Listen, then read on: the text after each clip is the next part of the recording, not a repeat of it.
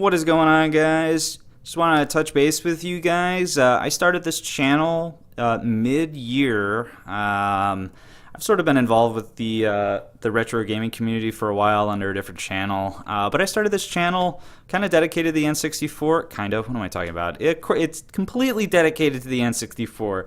But I started my collection video and published that. If you haven't seen that, go check it out. I published that halfway through 2018, just to kind of get the ball rolling and let people in the community know kind of what I've already got. But I wanted to round out this year by showing the latest additions for the games I acquired for that last half of 2018. And kind of just show off what I've gotten. I've gotten a total of, let's see here, 1, 2, 3, 4, 5, 6, 7, 8, 9, 10, 11, 12 games, and then an accessory that I thought was worth mentioning. I'll get into that later. But this fits into, like, all these games fit into a couple different categories: horror games, racing, puzzle, and I'll just keep it at toys, I guess. Blockbuster comes into play here. So without further ado, we're going to round out this collection video here, beginning with V-Rally Edition 99. I don't know much about rally sport racing, but I've heard some pretty good things about this. The racing titles are like damn near a third of the library, but if you like one racing game, I guess, or like a racing sim, I guess you like them all. So definitely a good copy. The peg or pins here aren't ripped up. I haven't cleaned some of these yet. They haven't found their home in my universal game cases, but that was definitely nice to get. Got it for a really good price. Shouldn't pay for a whole lot. Pay a whole lot of money for some of these racing games. But keeping with the racing theme, got Top Gear Rally. I have played this game. This is a game I rented as a kid. I liked it then. I haven't played it since. But definitely a fun game from what I remember. When I saw it on the shelf for just a couple bucks, I think I picked this up for like $3. Like with tax, it was like maybe close to $4 or something like that. So definitely a good price. Cartridge is in really nice shape. Labels look really good. The contacts are pretty clean. But I like I said, I've yet to take these apart and make sure everything's nice and clean. So definitely another nice addition. Now moving on to some horror games. I've actually played these three already, but I haven't shown them off in a collection video. So I've got Castlevania, or as it's also commonly known as just Castlevania 64. Differentiate from the original Castlevania. An interesting game. I can see why it's so, how should I say, just not a controversial game. It definitely doesn't follow the other games in the series, it being a 3D game, but it's fun enough. I kind of like it.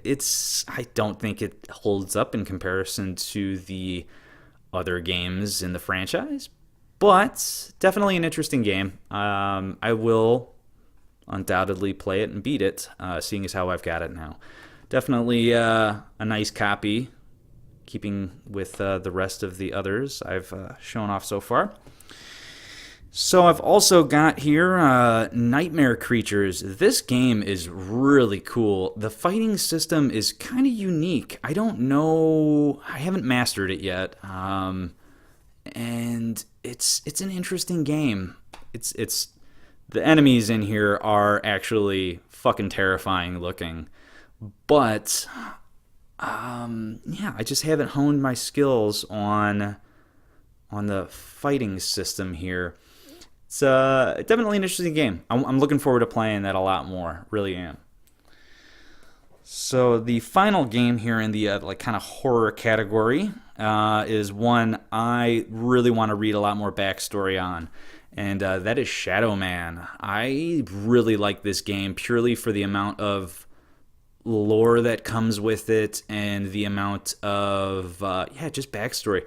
Character development is totally fleshed out, and actually, funny thing, when I was doing some early Christmas shopping, I walked into a bookstore and I found a Shadow Man comic book series, and it looks like it's kind of new. I didn't know that this was still a talked about franchise, but yeah, very interesting. It was pretty reasonable. The comic books were pretty reasonably priced. I think it was just like a handful of bucks for a new for each issue. Again, I got some writing on here. I got to clean some of these cartridges up, but and I was kind of bummed this is missing, but what can you do? Definitely some room for an upgrade later down the road. If you can hear that there, let me shake it close to the mic. Yeah, it's okay. But Shadow Man 64, glad to have that one in the collection though. So moving on, kind of moving into the toy department, is some may say I got my hands on Toy Story 2. I don't have any memory of playing this game. I've seen it played. I do have a friend that had it when when we were both a lot younger, but it is definitely a fun game from what I've read. I don't know much where it fits into the story, or if it's sort of like a type of game that I haven't played the original one either, and there isn't, as far as I know, another Toy Story game for the N64. So yeah, maybe I should try looking for Toy Story 1 on a different system. But everything I've read and heard, it's a pretty fun game. So curious to dig into that one. Now this game is part of a franchise that has kind of gone down the toilet, but I do like the original. I've already started playing it. If you haven't seen those videos, check it out. As with all games, I'm doing a full playthrough on all different difficulties. So that game is Army Men Sarge's Heroes 2. I haven't played this game. I've played the original and beaten it as a kid, and hope to do so again at the normal and hard difficulties. I don't know where it falls in with the story. There is a story. But yeah, we're kind of curious how Sarge, Colonel Grimm, and Plastro kind of meet up again. Maybe there's a new, enemy. I don't know anything about this game, but I saw this on the shelf. I was really glad to get my hands on that. My wife actually got this for me, along with the next game that I'm going to show off. That game is Hot Wheels Turbo Racing. I think I never played this on the N64, but I did play a Hot Wheels game for PC that I remember being really fun. And from what I remember with some of the gameplay footage of this specific game, it was pretty similar. I don't know if they're direct ports. I didn't actually notice this sticker on here before, and that's not what I paid either, so this must have been on here for a little bit. Kind of curious. Yeah, Insider Club. I don't know. Oh, hey, there you go. That is my birthday right there. That's fitting. August 22nd. I wasn't born in 2011, but yeah, that's pretty cool. Maybe I'll just keep that sticker on here, and it is covering this label, so maybe I'll just leave it for the sake of it having my birthday printed right on it, August 22nd. So definitely a cool game. I really want to dig into that game. I'm curious. I do like the Lego Racer game for the sake of the customization that's offered in that.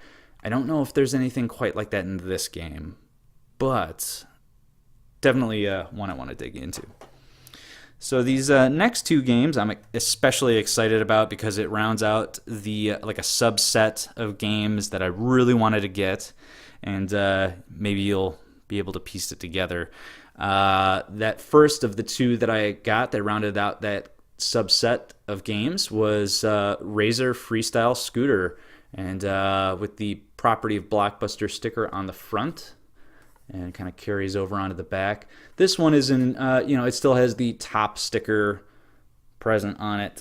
You can see it's kind of connected here, and then connected back here. So it loops all the way around. I do like these labels because it gives authenticity to the game. So if you're looking for, say, like Clay Fighter Sculptor's Cut, it definitely gives authenticity to the game. I know people are really worried about repros nowadays, especially with high-ticket priced games like Clay Fighter Sculptor's Cut. But I like it because it preserves that label really well. It really does. And not to mention the plastic really just looks sharp on this copy. I'm really impressed with that. This is kind of gummy and nasty. I'm not too worried about that. And the reason is the last game I have for, give you a little spoiler, the last game I have for North America is Indiana Jones and the Infernal Machine. You'll notice that is another Blockbuster exclusive game. This game here was the last one in the subset of games that was only released and available at Blockbuster video rental stores. And again, I've got that label on the front. This one didn't have the one, kind of preserved on the top, but it does have the one on the back here with the little security feature here to keep these screws in place, a little tamper proof feature. But all of my Blockbuster exclusive games have that label. And, a lot of collectors, I don't want to call myself a serious collector anyway, but all collectors I feel like have their quirks, and that was one of my quirks. These games for Blockbuster exclusive titles had to have that label just like that. So I was really waiting for an Indiana Jones copy with that sticker on there, and finally got it. So I'm really pumped about getting that. Now, I haven't shown off in my other videos any sort of peripherals or other accessories that I've gotten, but one that I did get was part of a little lot of, there were 2 games and then this. So I have the Adapter Wonder, or a Wonder Adapter. It's kind of known interchangeably. This is a really cool little accessory, and from what I've seen, it's definitely is a little bit more reliable in comparison to some of the other third-party adapters. And what this does is it basically, makes your N64, doesn't matter what region either, it basically makes it region-free. And that's because these little notches that indicate, let's see if I can show you, it fills or totally removes all of the areas where the notch would be. So in North America, it's just the corner here. And why I got that was because it came with 2 games. It came with Puyo Puyo Sun 64, nice little puzzler. I've heard some good things about it. I've never played it. I don't know anything about Japanese only and PAL only releases, but some gameplay footage looks kind of promising. Some reviews and some other people I've talked to said it's a pretty fun game. And I did notice it's an N64 cassette. I really like that for some reason. I find that really satisfying. It rolls off the tongue instead of a N64 cartridge. Cassette, it seems more fitting to me. I don't know. Really amazing label. I actually did notice, maybe you can see it, I'm not sure. The label on this has a reflective quality that a lot of the games that I've come across for the N64 don't have. This is like, they're really faded. So I wonder if that's a production thing that's only prominent in Japan. I don't have any PAL region games, but that's kind of an interesting thing I noticed. And here again is the difference in the Japanese notches back of the cartridge and North America. So really cool though that I picked that up. That came with the Wonder Adapter, or Adapter Wonder, and it also came with Puyo Puyo 4, or as it's also known, Puyo Puyo Party. This is in that same franchise of games that the Puyo Puyo series puzzle game. Definitely looks interesting. Again, really cool label art on here. I do like that a lot. And I'm not sure if this is a game that, like I said, I don't know much about these Japanese only releases. But yeah, I don't know if I need to know a lot of Japanese. I don't know a lick of Japanese. I don't know if I need to know it in order to play this game. Puzzle games are pretty straightforward, I feel like. I think I should be able to play that. But both of those games are in really good shape. I did actually get manuals for both Puyo Puyo Sun and Puyo Puyo 4, so that was kind of cool. I'm not real specific with my collecting habits outside of the Blockbuster exclusive stickers on the labels. So I don't look for manuals. That is definitely a little too rich for my blood once you start getting to that top tier of yeah, games. I'm thinking of like yeah, your Clay Fighter manual. That's yeah, I don't know. I don't know if I could handle that. But needless to say, that's the new additions that I've got here. Yeah, I'm really glad to kind of show these off. Well, hopefully next year, 2019, I can show off what I managed to acquire for the following year. It's been really good so far. I haven't really seen much in the way of yeah, games out in the wild, but getting most of my stuff either on eBay, person-to-person trades, local stores. So I think it'll be much of the same going into 2019. So that's all I got for you guys. Those are the new additions for the year of 2018. I will catch you next time. Take care.